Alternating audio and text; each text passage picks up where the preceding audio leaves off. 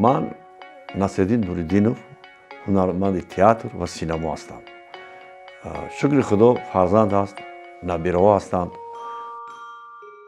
منصور جان حاضر مکتب نمیرد، 6 ساله است، لیکن در خانه همراه مادرش، همراه من وقتی بیکاری من یاد می‌دهم. همین حاضر الفبای حرفای میداند، هجا کرده میتواند، خوانده میتواند، به هر حال به مکتب تیار است.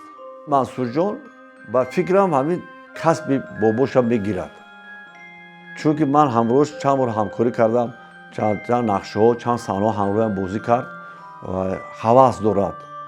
اصلا ذهنش چیز است. آن حدیثه هم ذهن او بسیار تیز است. ذهنشان هم یک چیزی که میگه در از اون میکنند، در از خود میکنند.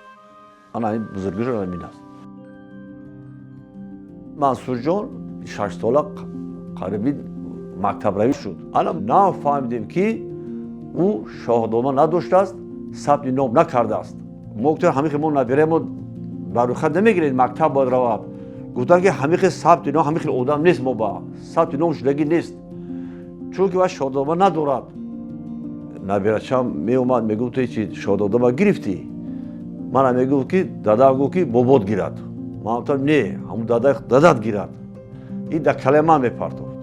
من در کله در وظیفه بچه میپرتم. همین خیل این بچه نبیره کلان شد. کودک در یگان قدیه جانیزش کس نمیدوند.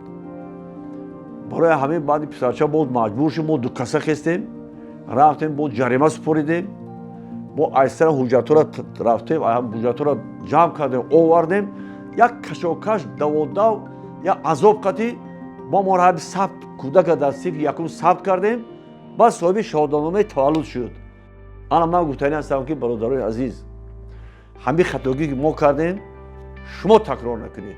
همین کودک تولد شد و یا ثبت نام کردن در کار، شاهنامه گرفتن در کار. برای چی گویید؟ شاهنامه نباشد همون کار بود نمیشه.